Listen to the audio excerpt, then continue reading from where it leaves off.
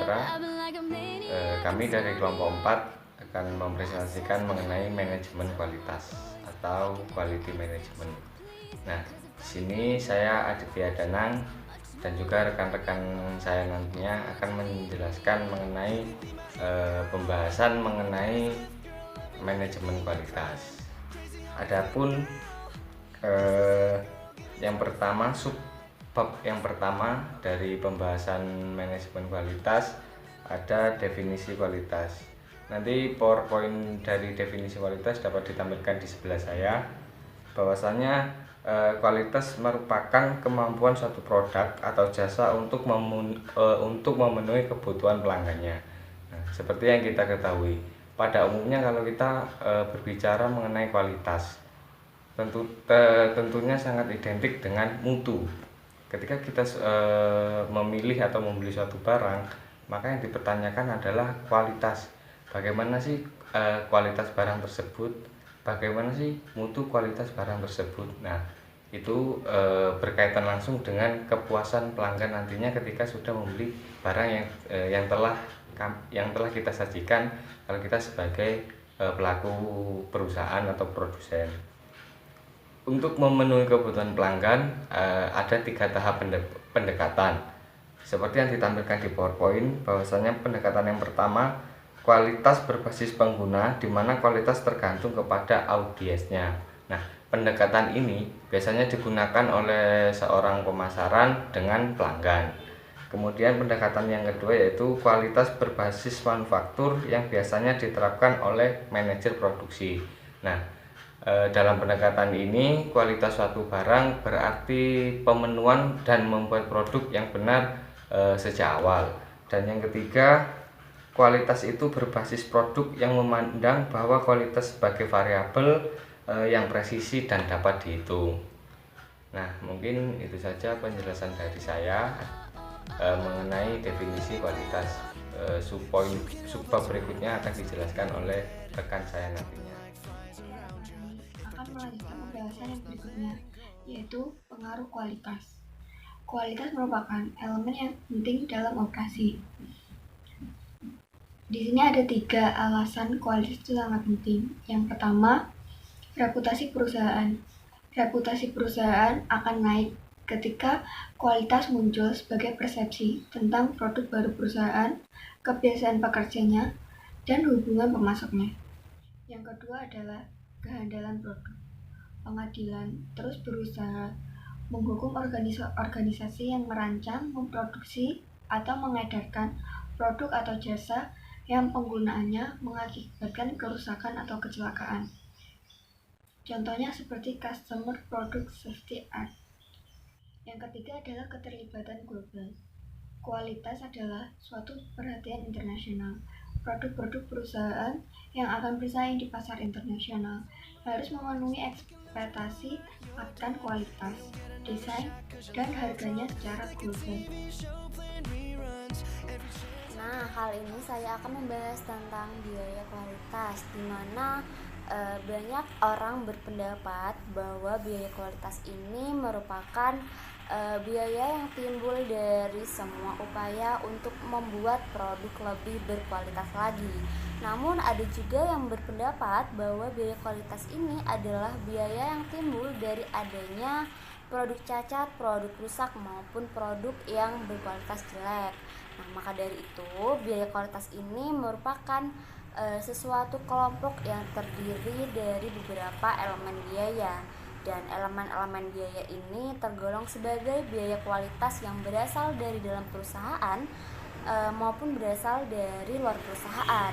Dan biaya berkualitas yang berasal dari dalam perusahaan adalah sesuatu yang terjadi sehubungan dengan upaya menjaga kualitas agar produk yang dihasilkan dan beberapa pelayanan yang diberikan sesuai dengan standar yang ditetapkan. Nah, sedangkan biaya kualitas yang berasal dari luar perusahaan adalah sesuatu yang timbul setelah produk dan jasa itu sampai kepada tangan konsumen.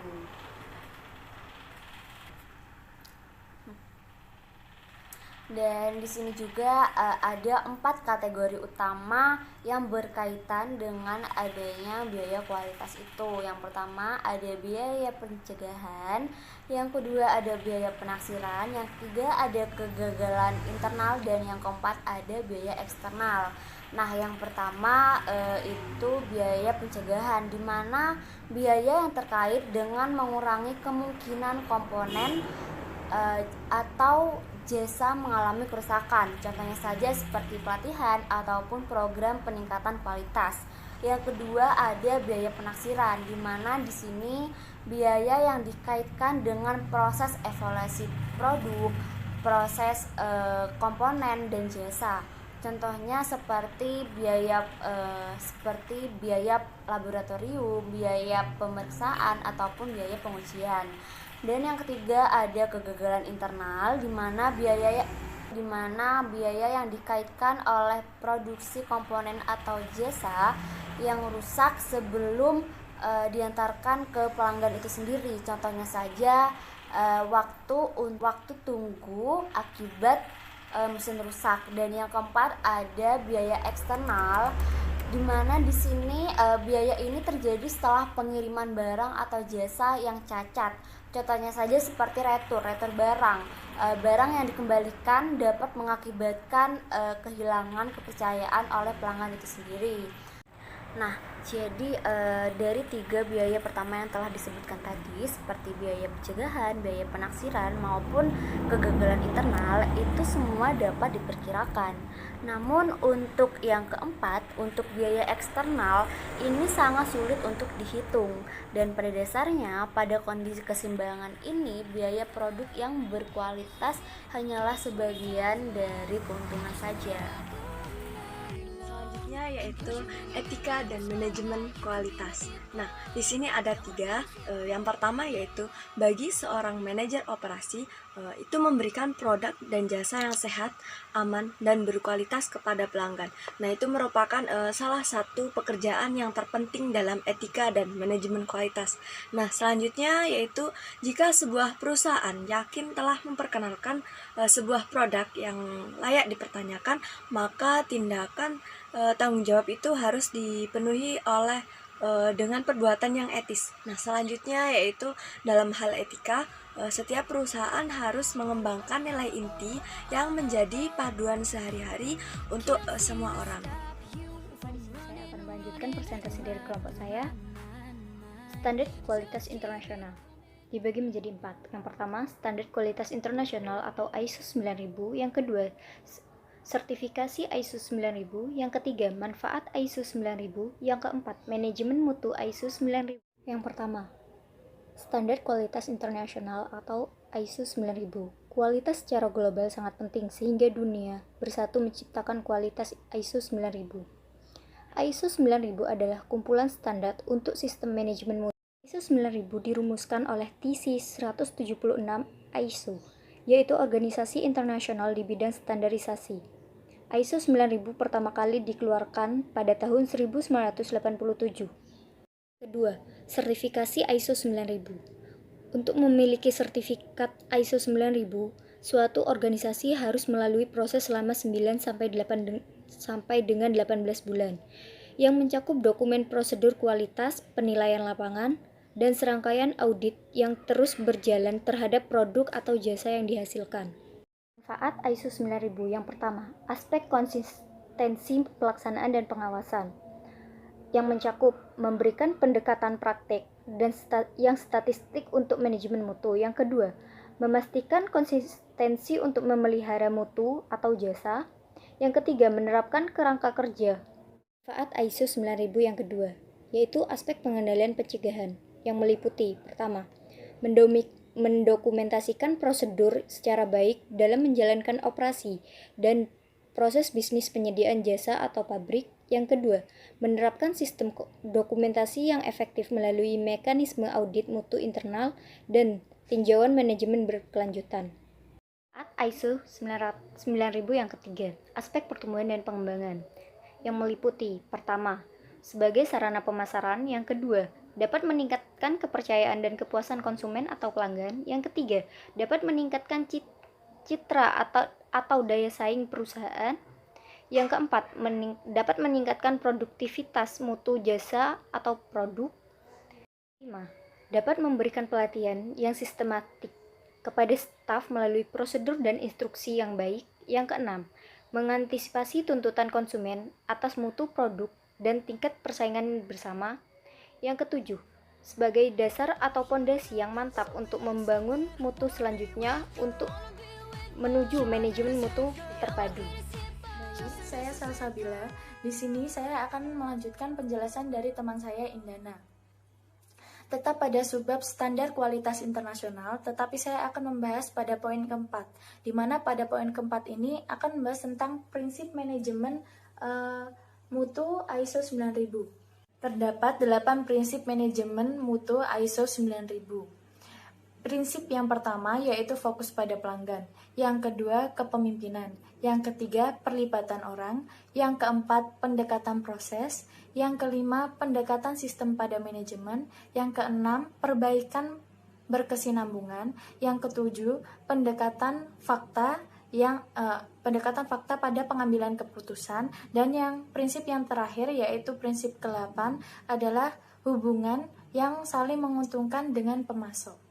Nah, di sini saya akan menjelaskan maksud dari prinsip yang pertama terlebih dahulu, yaitu fokus pada pelanggan. Maksud dari prinsip ini adalah suatu organisasi tergantung pada pelanggan mereka. Karena itu, manajemen organisasi harus memahami kebutuhan pelanggan mereka di masa yang sekarang dan di masa yang akan datang. Kemudian selain itu juga harus memenuhi kebutuhan pelanggan dan giat berusaha melebihi harapan dari pelanggan tersebut. Kemudian maksud dari prinsip kedua yaitu kepemimpinan, di mana pimpinan puncak organisasi menetapkan kesatuan tujuan dan arah dari organisasi. Kemudian mereka harus menciptakan dan memelihara lingkungan internal agar orang-orang dapat menjadi terlibat secara penuh dalam mencapai tujuan-tujuan organisasi tersebut. Kemudian masuk kepada prinsip yang ketiga yaitu kepelibatan orang, di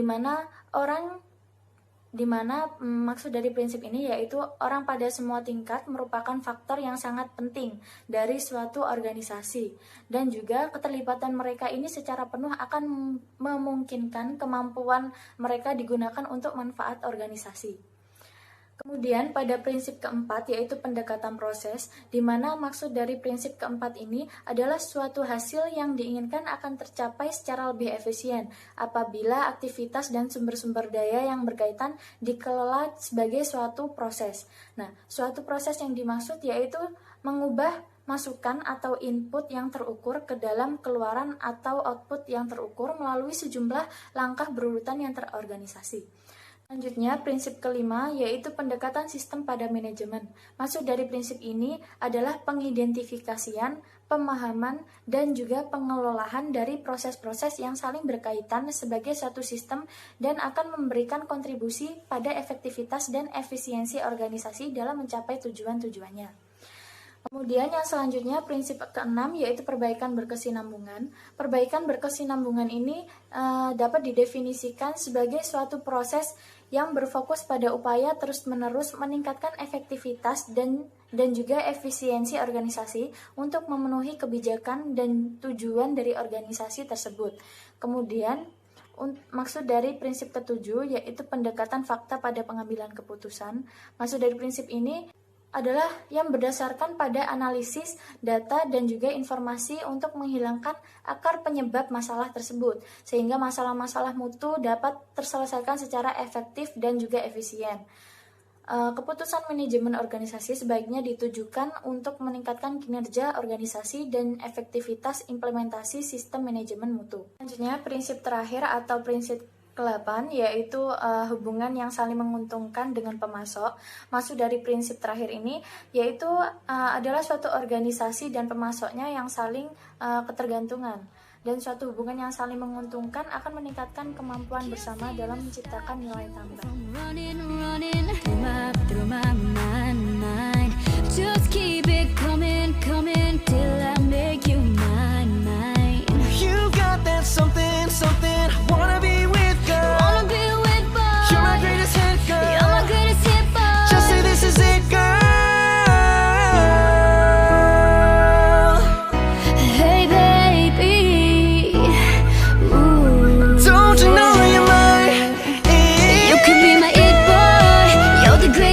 universe. Loving you could be a crime. It's crazy how we fit, girl. This is it, 'cause you're my I just wanna rock all night long and put you in the middle of the spotlight. You could be my it boy. You're my biggest hit boy. Let me play it loud. Let me play it loud like. Sekian dari kelompok kami, kurang lebihnya kami mohon maaf. Wassalamualaikum warahmatullahi wabarakatuh. Let me play it loud, let me play it loud like Oh, oh, oh, oh, oh.